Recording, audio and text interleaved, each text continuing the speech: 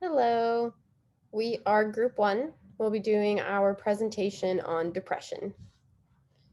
So let's just jump right in.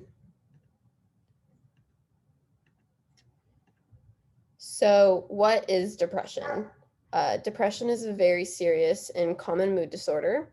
It can have severe symptoms affecting how you eat, sleep, work, or perform your daily activities. Depression affects about 9.5% of the US adult population each year. It is also estimated that nearly 17% of the US population will suffer from a major depressive episode at least one time in their lifetime. So, probably more. There's also different forms of depression.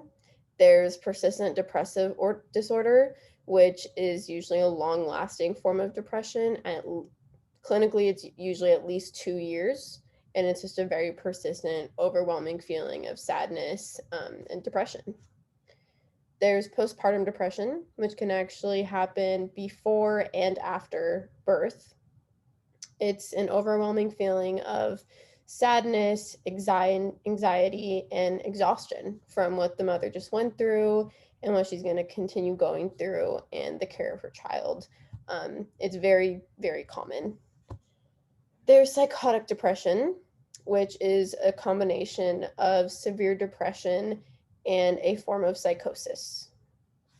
There's also seasonal affective disorder, depression, which is during usually the winter months when there is less sunlight. People can have a form of depression because of the lack of sun. There's also bipolar disorder, which we usually with bipolar disorder, you're going to have a lot of highs and a lot of lows. And in those lows, when they're extreme, long lasting lows, that can be a form of depression. There's also depression in exercise relationship. So, exercise is a behavioral intervention that is proven to help alleviate symptoms of depression. It provides better quality health, mood booster, and image positivity.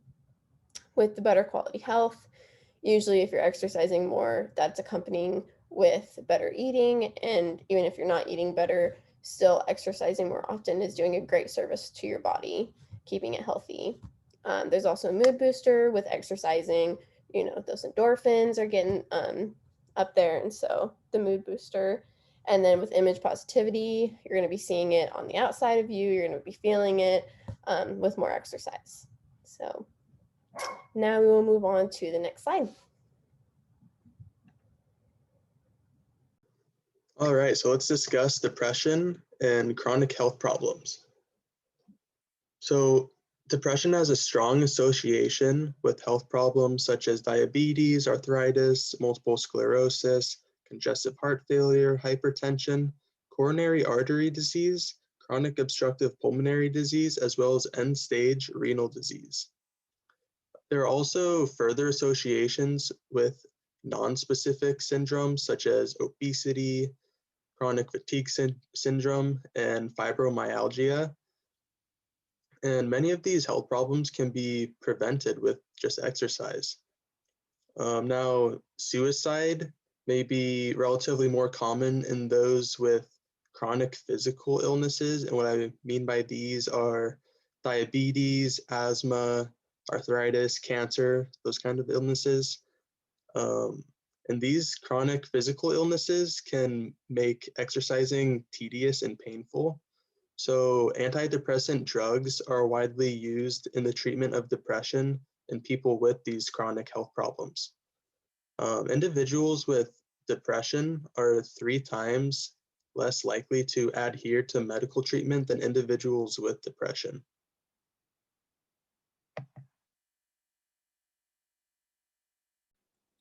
What's up, everybody? My name is Kellen, and today I'm here to talk about how exercise affects depression. So first, I'd like to start off by kind of talking about what exercise is.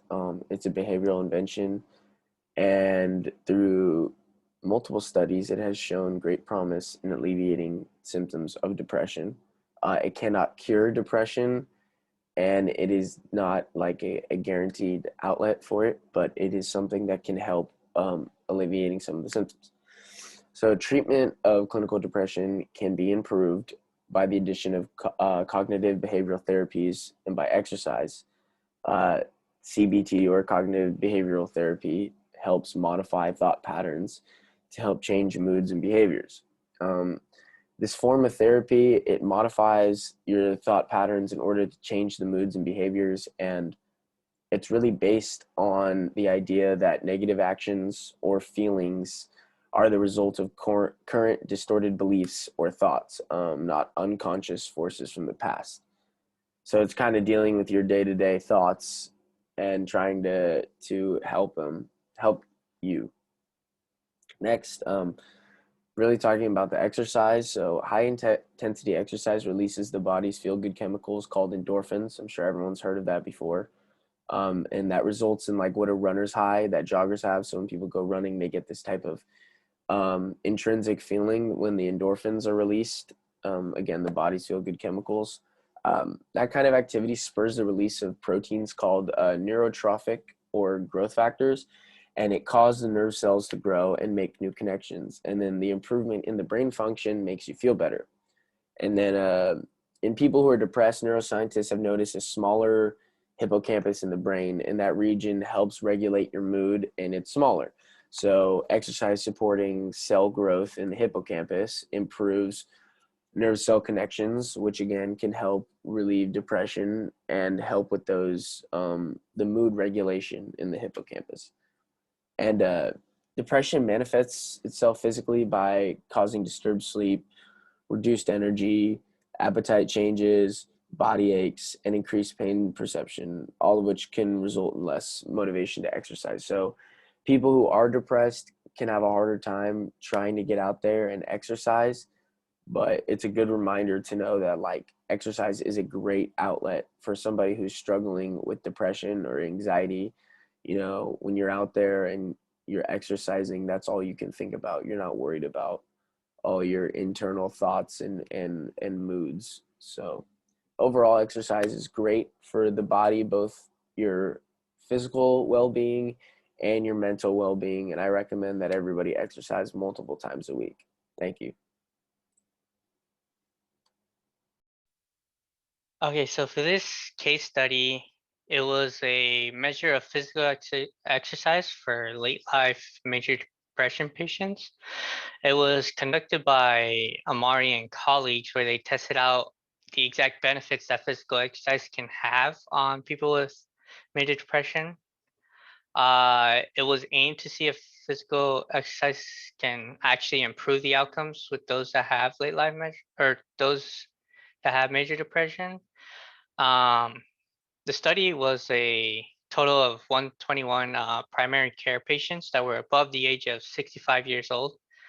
They all had a major depression, and they were put into a study that was conducted over the course of 24 weeks, where the participants were put into 3 separate groups. One of them was a sertraline group, where sertraline is a medication used to treat depression.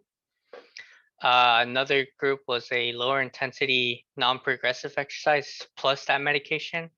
And then the final group was a higher intensity progressive aerobic exercise plus that medication.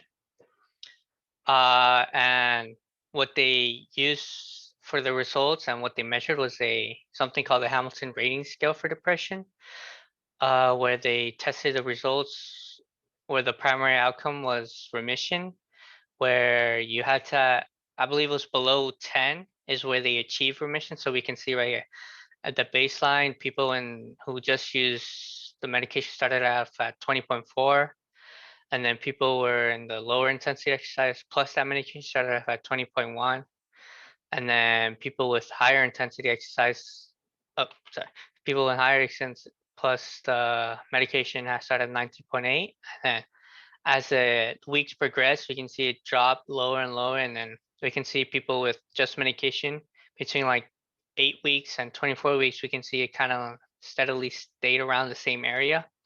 Whereas people who were exercising plus that medication, you can see it drop lower, especially people who had a higher intensity workout plus that medication. And then we can see that more in a graph form where this top line right here is people with just medication. We can see it drop for the first 8 weeks, and then after the 8 weeks, it kind of stayed around the same area. And then these two bottom lines are the top one. The first top one is people in the lower intensity exercise, and this lighter one is people in higher intensity post that medication.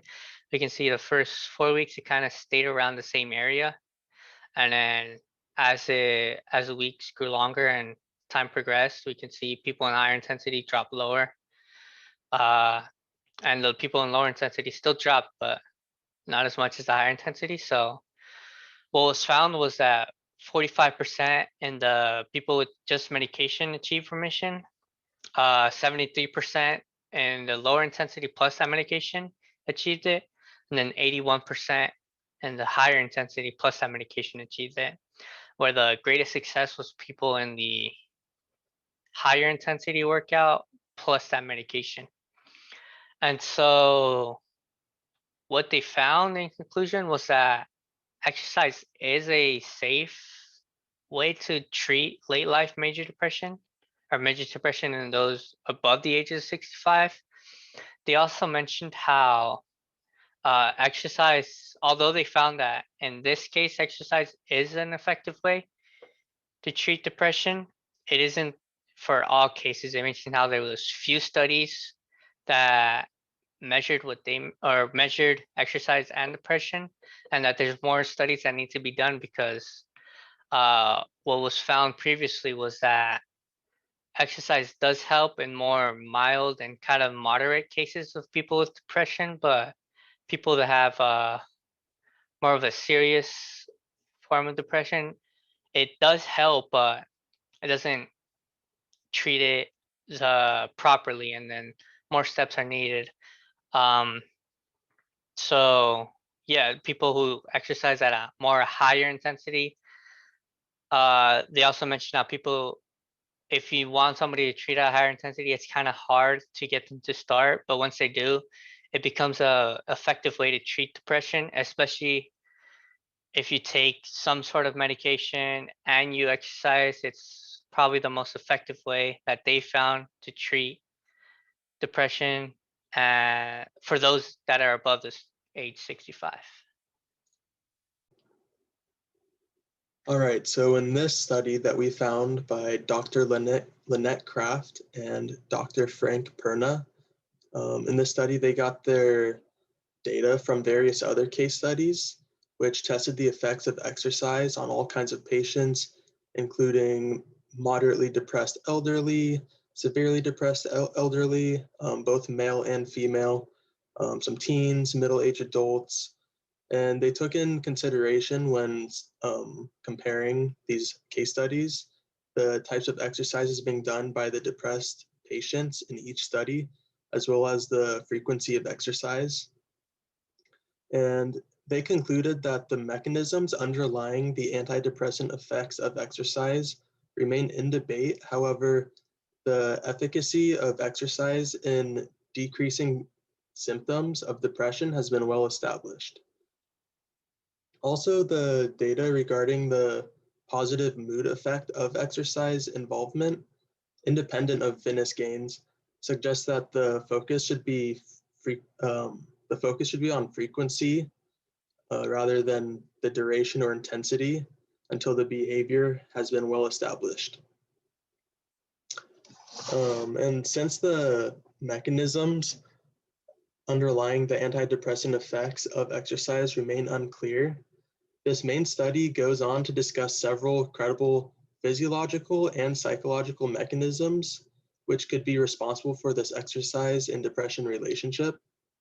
And these include the thermogenic hypothesis, the endorphin hypothesis, the monoamine hypothesis, distraction hypothesis, and self-efficacy hypothesis.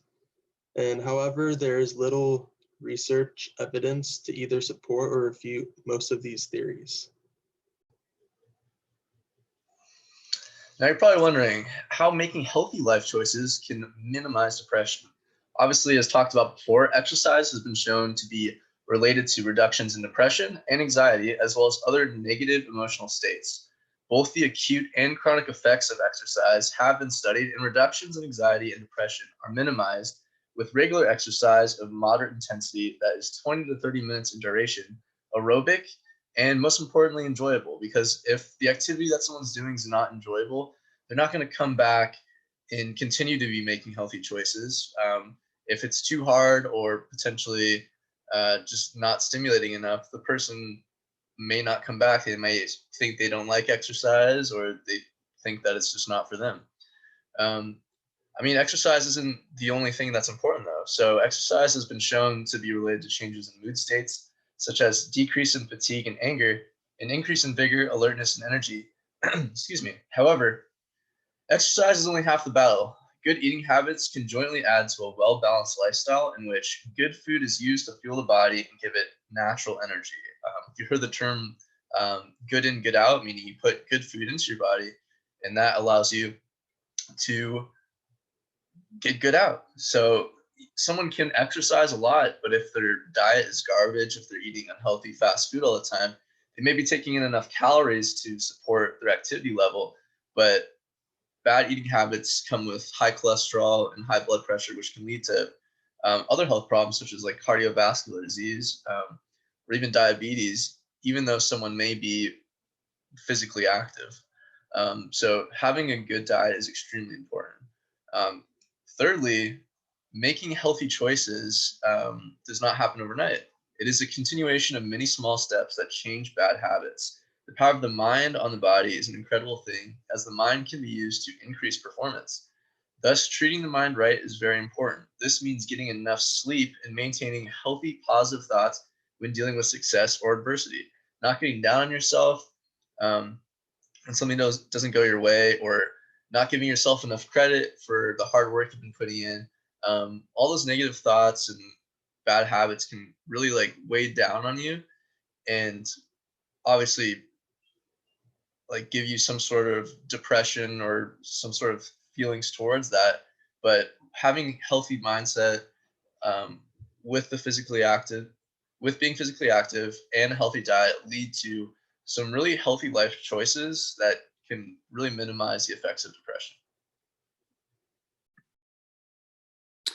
All right, so all in all, people suffering from depression should promote a healthy lifestyle through exercise and maintaining a healthy life when it comes to like eating and those sorts of things. As Luke discussed, depression shows strong association with numerous chronic physical conditions. Some of these conditions include diabetes, arthritis, and congestive heart failure. And there are many more that he previously mentioned as well, but these are just a couple just to touch on it. And as you can tell, this is not something you want to be able to go through. And additionally, as Kellen discussed, exercise is a great treatment for clinical depression. Clinical depression is usually diagnosed by a primary care provider, and what they start to do is pharmacologic therapy, which involves using drugs and antidepressants and those sorts of things. It is important, if you're going through these drugs, to incorporate cognitive behavior therapies and exercise if you do end up taking those drugs. And pharmacologic treatment and exercise is great for chronic depression, but there are risks that come with pharmacologic treatment, and those include addiction to the drugs. But depression is usually accompanied by a lack of motivation in people that are depressed. So they tend to want to lay around, and this is just generalizing, of course. And that's why primary care providers look for using pharmacological therapy first, and then they slowly incorporate exercising into their lifestyle through like counseling and those sorts of things, because they're not willing just to jump into exercise, as you know, it's a normal thing. And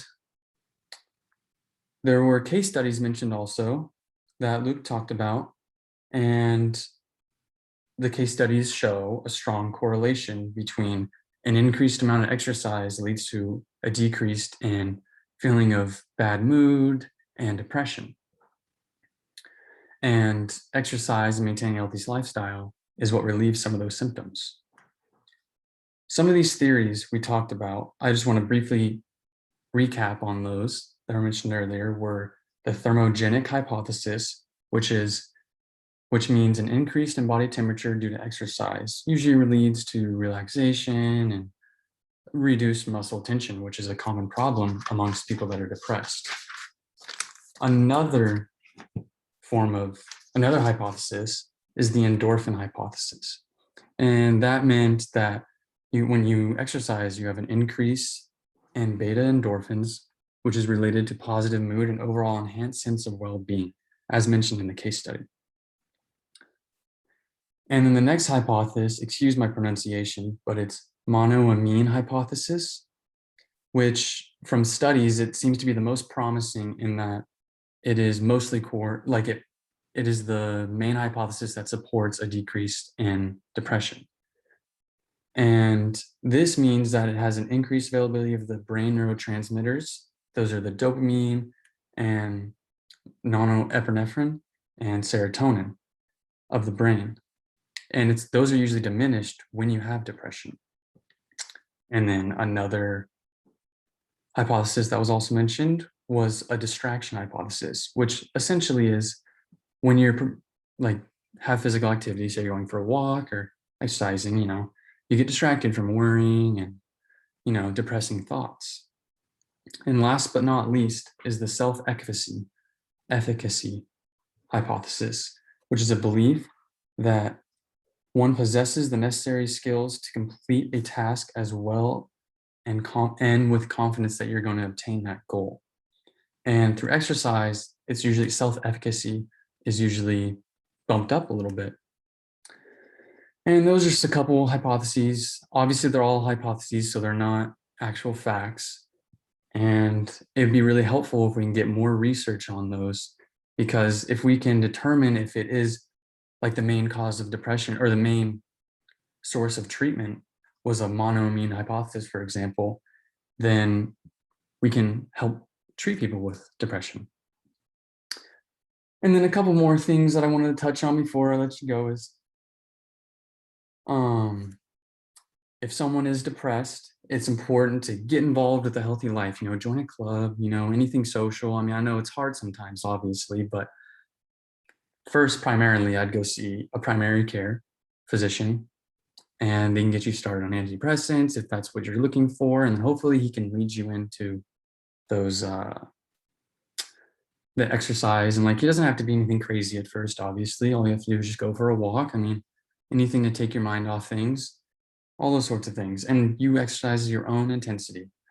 If not everyone's just gonna go out and run 6 miles and but you can just start by walking for 10 minutes, nothing crazy. And, there's a lot of things out there, a lot of resources that can help you fight depression, and exercise is one of them. And there's a lot of studies that support it. And just want to say thank you for listening.